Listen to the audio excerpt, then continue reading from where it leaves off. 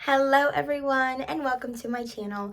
My name is Nima and this is Here is Nima, where we talk about all things lifestyle, beauty, fashion, embracing feminine energy and feminine essence, as well as travel, simple luxuries, self-love, and development. So if any of that is up your alley, definitely make sure to like this video and subscribe and all that jazz. Today we are going to be talking about canceling hustle culture, feminine energy styles. So let's get into it because there's a lot to discuss. So it is no surprise that we are living in an era where the hustle culture, the hustle mentality, this whole idea of, working hard and kind of, doing all these side hustles and, kind of everything that you do having some sort of like monetary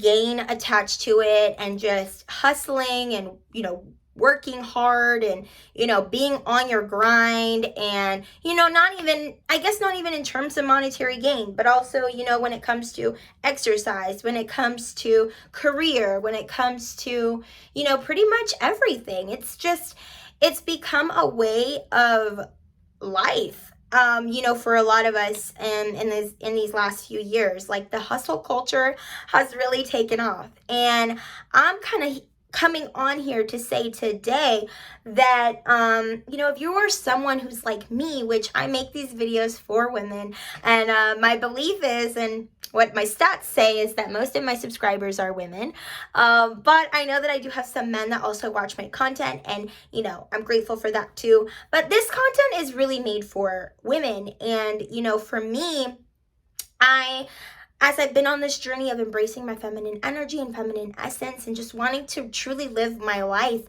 in my most authentic state, in my womanhood, for so many reasons. I mean, there's so many reasons, and we'll get into that. I kind of had to personally cancel that whole hustle culture mentality. I was raised by a single mom who worked very hard. A lot of the women in my family, I should say, a lot, I would say a good amount, let's put it that way, a good amount of, my mother, my aunts, just women in my family that I always kind of was around and was just watching, as a girl. Just, you see the women in your life, and, you like it or not, like, you do adopt a lot of what you see them doing to be what you should be doing, and what is going to make you, I guess, I don't know, you adopt a lot of those same, patterns and behaviors and mentalities, right? And it's unconsciously. And so I seen women who were extremely hardworking, and being hardworking is not a bad thing. But we are living in an era right now where, women are being pushed to their extreme limits. And, if you know anything about feminine and masculine energy, you know that, yes, it is true. We do possess both inside of us. As men and as women, as human beings, we all have feminine energy and masculine energy in us. But I think the misconception with that little tidbit of information is that it is like a 50-50, slice it down the middle type of a thing. And that's not true. You are going to have one energy that you are predominantly, that you possess kind of more of. And, this is the problem with women today, and this entire hustle culture and mentality and idea that, you can have it all and you can do it all. And even Michelle Obama said, you can have it all, but you can't have it all at the same time.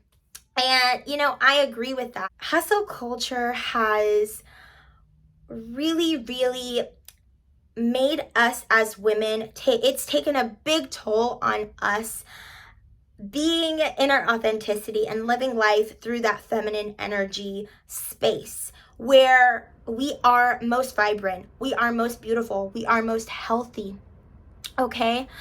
It's no secret that women are suffering from anxiety and depression and excessive weight gain and autoimmune deficiency disorders, like at really alarming rates. And you don't hear about men dealing with these same health issues nearly as much or as high, because, in this type of an environment where, this hustle culture mentality and this hustle culture way of life, is not something for them. For men who have more testosterone than we do, they're able to handle a lot more stress and a lot more when it comes to working harder. Their bodies are made for it, okay? Their bodies are made for, handling more stress, working harder, more physically, I guess, their bodies can handle more of that, from a physical point of view. And so, as women, when we try to do the exact same thing, we get sick. And this is something that is very controversial. I understand that. I am coming on camera talking about this because it has been really on my heart lately. And these are the types of conversations that I have with my close girlfriends. These are the types of conversations that, I've reserved for, specific people in my life. But I'm just now feeling that, it's time to come on my YouTube channel, on my platform, and be able to discuss these as well, because this is something that is affecting all of us. It's affecting all of us. And like I mentioned before, as women, if you're like me, and which I believe all of the women that are subscribed to me and that are watching my content are on a similar journey or the same journey that I am when it comes to just wanting to live life authentically in their womanhood and in their feminine energy and essence. And this is something that we need to not only talk about, but bring to the forefront and, course correct. In this journey, there's a lot of unlearning. There's a lot of things that we have, taken in and adopted from society, from our family, from the women that we grew up seeing in our lives. And, I personally, I grew up the same way, like I mentioned to you guys before, or at least I think I did, about my mom being a single mom and working extremely hard, all the way through as I was growing up. And I didn't realize that, as I was, emerging into just being a young lady and, I was able to work and I was in school, I thought that, and this was all subconscious, and this is work that I have personally done. So I'm sharing my story with you guys. I thought that my worth and my value was attached to how hard I was able to work and what I was able to achieve, which is a very, very masculine energy way of being and thinking. And this is the type of mentality that a lot of us grew up having, in this whole movement of, being an independent woman and, kind of embracing feminism and all of this. And so I had a breaking point when I was in college, and I was a full-time student, and there were so many things that I wanted to do, not to mention I had so many expenses, my car, my books for school, I wanted to study abroad at the time, and I just didn't have the money, and I needed the money. And I was working. I always worked 2 jobs when I was in college, but at one semester, it was so ridiculous. I was working 4 jobs, if you can believe it. I was literally working from the crack of dawn to like 10 o'clock at night. So a full day with classes and juggling all of my different jobs, and not to mention the work that I had to do outside of my classes. I was sleep deprived. I, for the first time in my life, failed a class, my first class ever. And, I was depressed. I mean, I just wasn't taking care of myself. I was in a very, very low place. And I had a moment at the end of that semester where everything was just, it felt like it was just crumbling. It was crashing down. And I didn't realize that I kind of had this mentality that, I need to do it on my own. Like, I can do it on my own. I need to be independent. I need to, I can't ask for help. I don't have anybody who's able to support me. And, I was doing all of that. Like, nobody asked me to get 4 jobs, but I just knew that I wanted what I wanted. And I was trying to do whatever I could do to get there. But, I crashed and burned in the process. And, even at that time, in hindsight, I made a promise to myself that I would never, ever work that hard again. I would never put myself in such a position ever again. And it was a valuable lesson to me. And it was the first time where I kind of realized, that I had those beliefs. I didn't know that I had those beliefs, but I did. And, it's just, that's just kind of one little piece of some things that I kind of learned about myself as I've been doing my inner work, and I've been on this journey for the last few years now. And I know for a fact that I'm not alone, because I have conversations with women all the time about these very topics. And I'm coming on here today to share with you for your well-being and for your health, and just so that you can be your best self, your most vibrant, your most healthy, your most beautiful self as a woman in your authenticity. Embracing slow living and saying no to this whole hustle culture mumbo jumbo is going to be in your best interest as a woman. And I'm coming on here to share this, and I'm still finding my way. I lead a full life. I work full time. I have a social life. I do my best to try to make time for all of the things that are important to me, including my family, including my self-development, and things that I'm doing to better myself, and taking care of myself and all of those things. But and also just being able to do things that I enjoy. So now I want to share with you guys a couple of ways that I've embraced slow living, and how I have kind of abandoned the mindset and the mentality of just being in this whole hustle culture, and living life through that masculine energy space, where it was making me sick, and where it's making a lot of women sick. So I'm happy. I'm much happier now. I feel that I've become even more successful, living my life this way, and not feeling that everything that I have to do has to be outcome focused and action oriented, and you gotta go, you gotta do, you gotta hustle, you gotta grind. Like, letting go of that has been monumental for me in this journey, and just everything about me and my life, and I guess just me becoming the woman of my dreams. I'm just so much further there than I was before. So hopefully some of these tips will help you. Let's get into them. First tip: stop working so hard. If you work full time already, you do not need a second job. If you want more money, try to train yourself to find a means of a second income that is either a hobby for you, or something that is enjoyable for you, something that is more on the passion side, okay?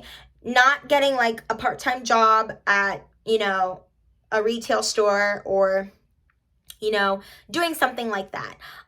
It's even better if you do like Uber. I have a friend who's going to be doing Uber Eats. She works full-time already.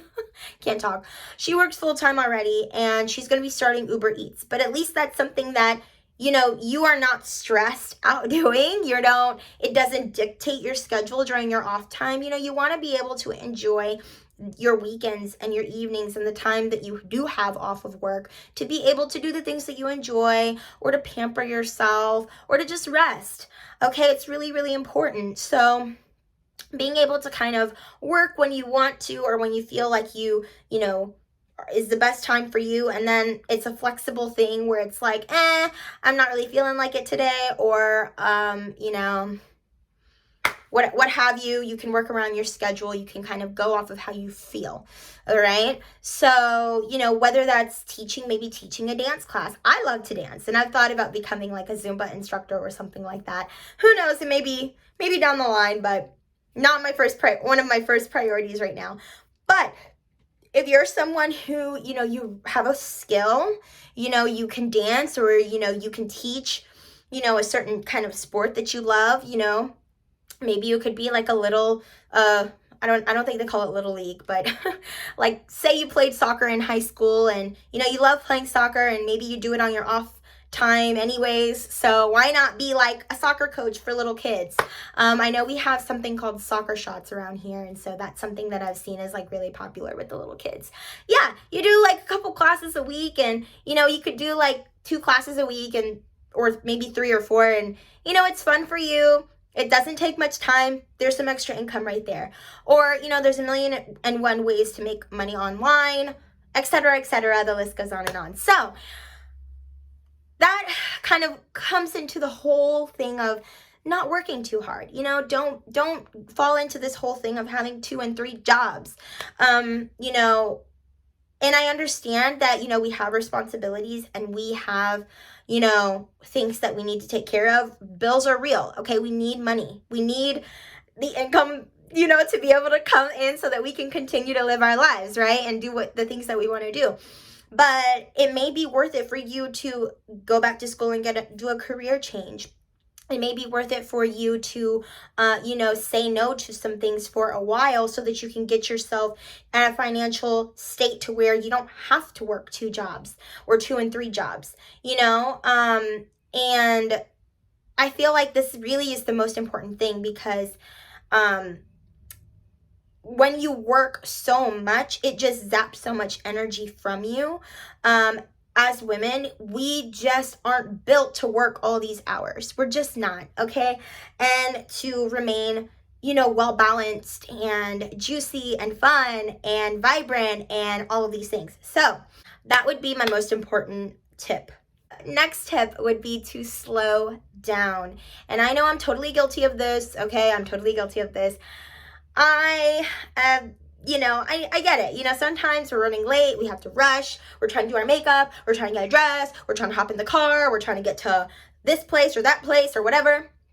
But giving yourself enough time to just, listen to some music, get ready, leisurely put your earrings on, spritz your perfume on, be jamming in your car, stop for an iced coffee, that makes a huge difference when you afford yourself that luxury of time. And it may mean waking up 10 minutes earlier. Guys, I am not perfect at this. I am not a morning person, but I do try my best to not rush.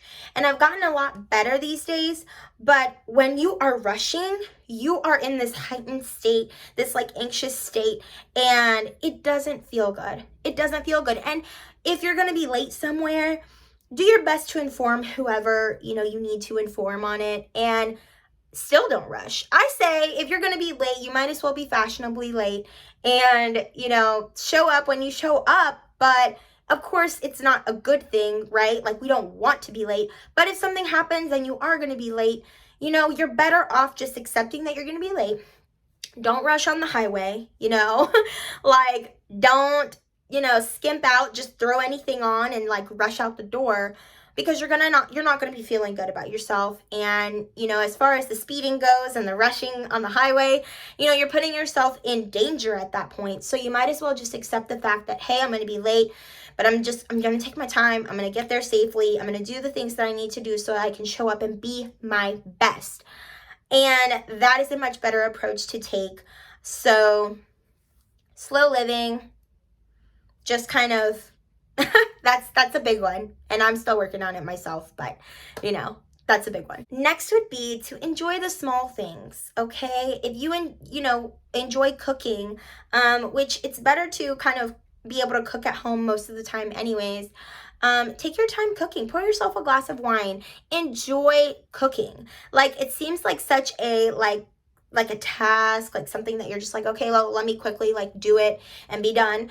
But, enjoying the little things, enjoying your coffee first thing in the morning, enjoying the shower that you're taking with, your yummy scented body wash, like just enjoying that, enjoying those moments where, you're rubbing the lotion on your arms and your legs and you're getting ready in the morning, playing some music, doing things in a way that is, and this is a lifestyle, right? This is a lifestyle tip. Just enjoying those little things, even if it's the drive, the morning commute to work, playing, something motivational to listen to, or playing music that's just upbeat. Like, I have a playlist that I love to play in the morning, and I add new songs to it all the time. And That is lifestyle right there. That's a very simple way to just embrace slow living, but also just enjoying those everyday tasks that seem mundane. But, you find a way to enjoy them, and it's just like, it makes everything so much better. It just brightens up your whole day. Like for me, and you guys know how I am, I take all the little things that I can, and I try to make it the most amazing that it can be. My shower, picking out my clothes that I'm going to wear for the day, my makeup. Like today I'm like, ooh, let me just do a red lip. Why? Just because, even though I'm going to put a mask over it when I go outside anyway. But I came on camera and you guys get to see it today, so. So just kind of having fun with every little thing, creating routines for yourself in the morning and at night, like just enjoying those kind of little things. I feel like it just makes a world of a difference. And with that, I would say make some exciting plans to look forward to. And it can be something as simple as going to the pool on the weekend and having a pool day, or the beach, even if it's just for a day, or planning an epic trip for the end of the year, or for the summertime, or whenever it is that you have time to travel. For me, I love to travel, as you guys know, because I have a travel diary series on my channel. So for me, that is something that I love to do. I love to plan trips and take trips, and I look forward to that all the time. It's the best hobby ever, and it makes my life fun and exciting. And what can I say? Like, these are things that you look forward to that just make it, it's like, you're going to work day in and day out, or you're doing all of this that you're doing on a day-to-day basis, like for what? It's just exciting to have something to look forward to, where, you're making memories and you're having new experiences and you're living this just, wonderful, well-rounded, full and juicy life. So that's awesome. Next, I would say get a hobby and try new things. So one thing that I started doing was I started taking salsa dancing classes. Why? Am I gonna, make money from dancing salsa? Am I going to, am I gonna go become a professional salsa dancer? No, but just doing things for the enjoyment, just learning new skills, and not really having this whole idea or mentality of like, oh, everything that I have to do has to, bring me some sort of monetary value. I feel like that's a part of the hustle culture right now as well, is like, well, every single activity or action that I do has to be giving something back to me in return. Whereas I spent money on my salsa dancing lessons. I'm not getting a monetary value back from it, but I'm learning how to dance salsa. And I've learned a lot from taking those salsa dancing classes that I will actually be making a video on, because it's pretty amazing, the dynamic between the men and the women in salsa. And I've had some kind of observations that I'm going to be sharing with you guys in a future video, which I'm really excited about.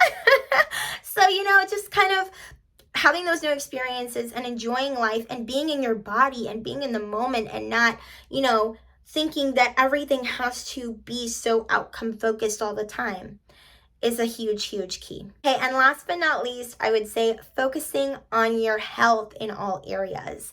Making sure that you're taking care of your body, eating good, nutritious foods, listening to your body. Like this weekend, I'm not gonna even lie to y'all, I had the most lazy weekend ever. I slept in, I laid in bed.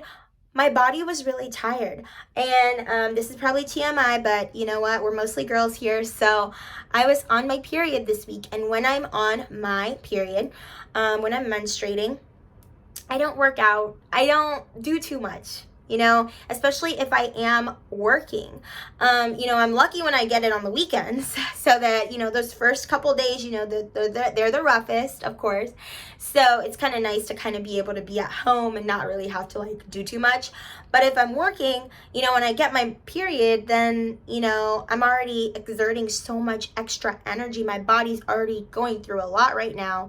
It just makes me so much more tired. So I make sure that I really, really take care of myself during that time especially, I rest, I don't work out, I don't go to the gym. If I have the energy to go like on a walk in the evenings, I will do that.